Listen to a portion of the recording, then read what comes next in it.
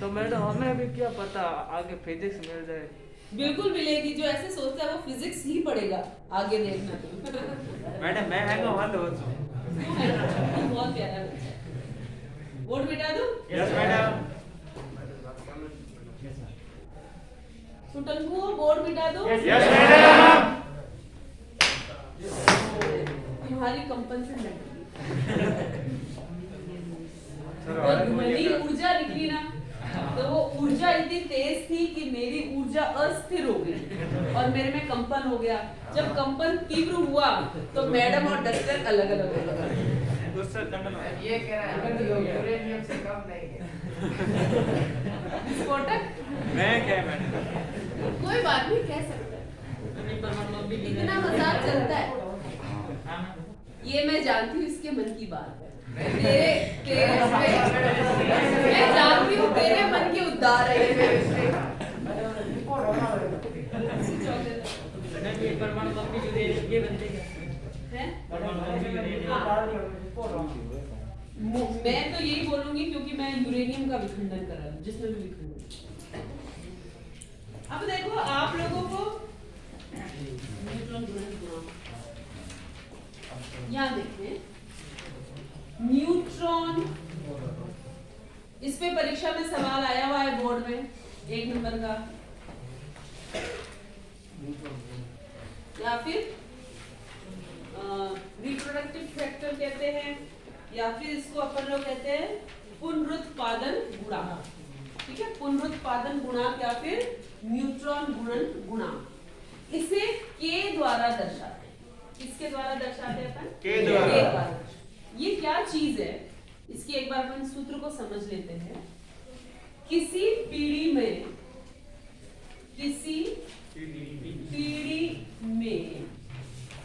उत्सर्जित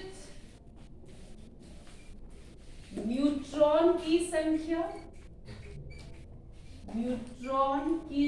संख्या बटा, मतलब भाग देना है, इससे पूर्व पीढ़ी में उत्सर्जित न्यूट्रॉन की संख्या। ये क्या चीज है अभी देखते हैं अपन।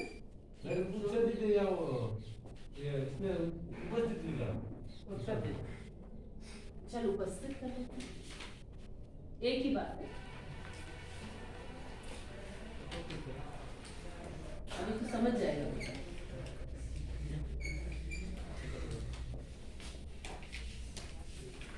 चौथा राम खुश रहना चाहिए, है ना। ये इसका सूत्र है। देखो मैं कुछ नहीं पढ़ाऊंगी, मैंने सिर्फ एक सूत्र बताया, समझाओगे तुम मुझको, मैं इस सूत्र को समझाऊंगी। अपन ने करा पहली बार 1 न्यूट्रॉन, दूसरी बार 3, तीसरी बार 9, फिर ऐसे न्यूट्रॉन थे मेरे पास, 1 फिर 3 फिर 9 ऐसे चल रहे थे मेरे पास। देखो इसका मतलब है किसी पीढ़ी में उत्सर्जित या उपस्थित न्यूट्रॉन की संख्या, सपोज मैं मान लेती हूँ ये 9 बटा इससे पूर्व पीढ़ी में, इससे पूर्व नहीं लिखा मैंने, इससे पूर्व यानी कि इससे पहले, इससे पूर्व पीढ़ी में 3 उपस्थित न्यूट्रॉन की संख्या यानी कि 3। समझ गए बात? यानी जिस पीढ़ी की मैं बात कर रही हूँ उसमें कितने न्यूट्रॉन है बटा जस्ट उससे पहले वाले में कुल कितने न्यूट्रॉन है। इसका अगर मैं उदाहरण दूं तो ये क्या आएगा 9 बटा 3। इस उदाहरण के लिए मेरे के का मान क्या है 9 बटा 3, यानी क्या आया मेरे पास 3। तो ये श्रृंखला कैसी कही थी मैंने, अगर ये ऐसे होती है तो श्रृंखला क्या कही थी अपन ने अनियंत्रित। ये श्रृंखला क्या थी अपने पास में अनियंत्रित श्रृंखला थी। ठीक, यानी कि जब k का मान 1 से अधिक आता है, जब k का मान 1 से अधिक आता है तो वो क्या कही गई अनियंत्रित श्रृंखला। ठीक है, फिर तुमने मुझे बताया कि अनियंत्रित को नियंत्रित में करने के ऐसा किया जाए कि 2 अतिरिक्त न्यूट्रॉन का अवशोषण कर दिया जाए। तो उस वक्त हमने देखा कि स्टार्टिंग में 1 न्यूट्रॉन था, उसकी अगली पीढ़ी में कितना न्यूट्रॉन? 1। फिर अगली पीढ़ी में कितना? 1। फिर अगली पीढ़ी में 1। एक चलता जाएगा, यानी कि इसके लिए k का मान क्या हो जाएगा? 1/1 यानी कि 1। यानी जब k का मान 1 हो जाए तो यह क्या कहलाती है? नियंत्रित श्रृंखला। ठीक है बेटा? तो यदि k का मान 1 से अधिक हो, k का मान 1 से अधिक यानी कि इससे जो पूर्व में उत्सर्जित, हम लोग क्या सूत्र लिख रहे हैं? किसी पीढ़ी में उपस्थित न्यूट्रॉन बटा पूर्व पीढ़ी में उपस्थित। तो हम लोगों ने देखा अगर किसी पीढ़ी में उत्सर्जित इलेक्ट्रॉन अधिक है ना, अगर इसका मान बड़ा है, इस ऊपर वाले का मान बड़ा है, किससे? इससे, यानी कि ये अगर बढ़ता जा रहा है, न्यूट्रॉन बढ़ते जा रहे हैं, तो वो क्या कहलाता है? अनियंत्रित। अगर सेम रह रहे हैं तो क्या कहलाता है? नियंत्रित। अब मुझे बताओ, अगर ये घटता जाए, जैसे कि 27 है, 27 के बाद 18 हो जाए, 18 के बाद 15 हो जाए, 10 हो जाए, 5 हो जाए, तो क्या कहलाएगी वो श्रृंखला? ऐसी श्रृंखला क्या होगी? अनियंत्रित। कैसे होगी? ऐसी श्रृंखला के लिए यदि k का मान हम कहें 1 से कम हो जाए तो ऐसी जो भी नाभ की श्रृंखला है वो धीरे धीरे क्या हो जाएगी? बंद हो जाएगी। वहां पे ये जो विखंडन है वो धीरे धीरे क्या हो जाएगा? घटते घटते समाप्ति हो जाएगी। समझे?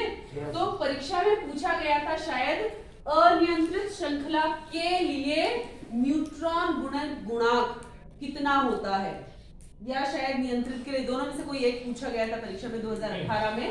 तो आपको यह याद रखना है सिर्फ कि अनियंत्रित श्रृंखला के लिए इस न्यूट्रॉन गुणक का मान 1 से अधिक होता है, नियंत्रित श्रृंखला के लिए इसका मान 1 के बराबर होता है, और यदि इस k का मान 1 से कम है तो ऐसी श्रृंखला धीरे धीरे बंद हो जाती है, समाप्त हो जाती है। यहाँ तक बात क्लियर सबको?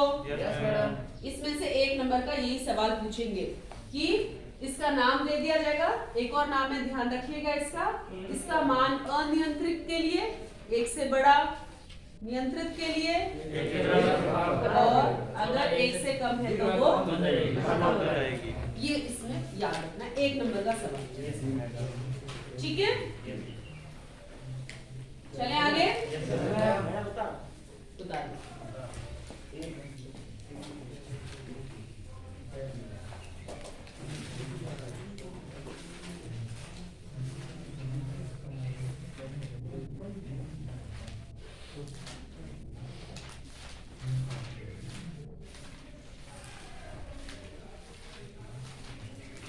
ये अनियंत्रित के लिए k का मान फिक्स होता है 3। 1 से अधिक कितना भी हो सकता है। हाँ, 1 से अधिक लिखा है मैंने, 3 नहीं लिखा है। k का मान अगर 1 से अधिक है तो वो अनियंत्रित है, भले वो 1.5 हो, 2 हो, कभी 2 न्यूट्रॉन निकलते हैं। हाँ, तो वो 1 से अधिक होने पे अनियंत्रित है। 1 के बराबर है k का मान, ये याद नहीं रखना, ये याद नहीं रखना। याद क्या रखना है? k का मान 1 से अधिक होने पे अनियंत्रित, k का मान 1 के बराबर होता होने है, पे 1 से कम हो तो क्या होगा उसके लिए? 3 होगा क्या? 2 या 3। 2 या 3। न्यूट्रॉन का उत्सर्जन पूछ रहा है तू? न्यूट्रॉन का उत्सर्जन हम कहते हैं किसी विखंडन में 2 होता है और किसी में 3 होता है। तो जब हम परिभाषित करते हैं तो हम ऐसे कहते हैं लगभग 2.5 न्यूट्रॉन का उत्सर्जन होता है, औसतन 2.5 का कहते हैं। हालांकि आधा नहीं टूटता है, 2.5 कहने का तात्पर्य कभी 2 निकलते हैं, कभी 3 और निकलते हैं। कभी 3 निकलते हैं, ये होता है। किसने किसने सवाल कैसा बनेगा? मैंने अभी बताया, बोर्ड में सवाल यह बनेगा कि न्यूट्रॉन गुणन गुणांक का मान अनियंत्रित श्रृंखला के लिए क्या होता है? तो आप उत्तर लिखेंगे अनियंत्रित श्रृंखला के लिए न्यूट्रॉन गुणन गुणांक का मान 1 से अधिक होता है। या पूछेंगे कि न्यूट्रॉन गुणन गुणांक का मान नियंत्रित श्रृंखला के लिए क्या होता है? तो आपका जवाब होगा एक बराबर एक होता है। ऐसा बोर्ड में पूछे नहीं, इसमें ऐसा पूछे चैप्टर से आप सकता है डेल्टा एम का आ सकता है। डेल्टा एम का बस। हाँ, वो मैं आपको करा मैंने आपको उसमें बताई थी दो चीज कि अगर आपका एएमयू में दे रखा है तो सूत्र क्या लगाना है, फिर भी आप चाहते हैं तो मैं आपको कल करा दूं। बोर्ड मिटा दूं बेटा जी? चल आगे बढ़ते हैं अपन सब। समझ आ रहा है? Yes madam. हाँ तुम होशियार हो रहे, तुम्हें तो समझ आ रही। ऐसी बात तुम्हारा आपको आज में बटन करनी आ गई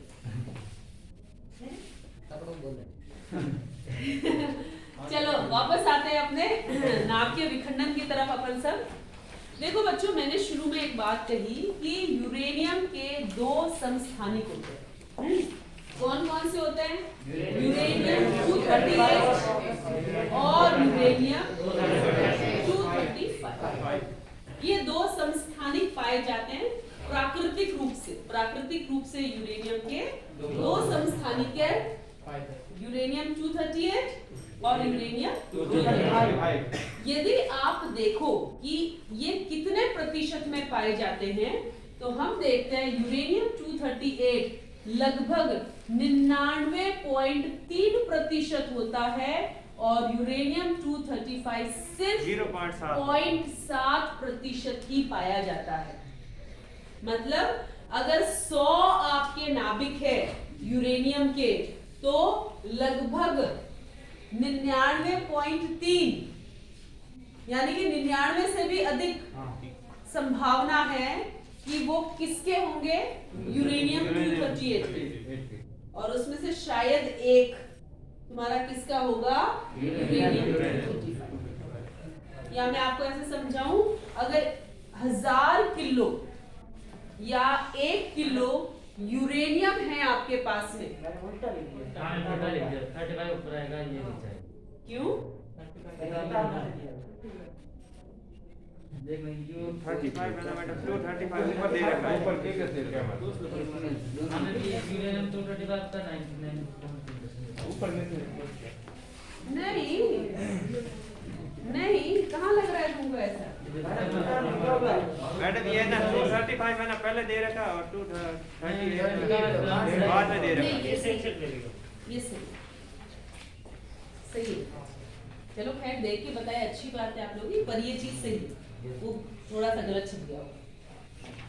ठीक है, तो हम बात कर रहे थे कि ये जो यूरेनियम 238 है इसकी मात्रा बहुत अधिक है। इसकी मात्रा क्या है? बहुत अधिक है इसकी मात्रा।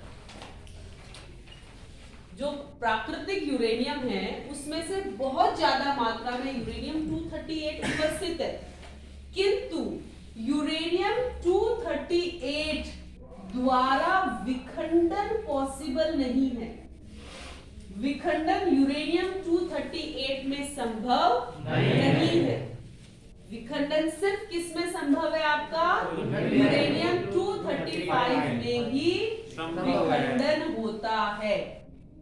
मंद न्यूट्रॉन द्वारा, मंद न्यूट्रॉन मतलब 0.04 इलेक्ट्रॉन वोल्ट का ऊर्जा वाला मंद न्यूट्रॉन द्वारा यूरेनियम 238 में विखंडन संभव नहीं।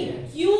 क्योंकि ये यूरेनियम 238 क्या करेगा? ऐसे न्यूट्रॉनों का अवशोषण कर लेगा। ये हानि पहुंचा रहा है आपको। यूरेनियम 238 अच्छा नहीं है। क्यों नहीं है? ये इन न्यूट्रॉनों को खा जाएगा।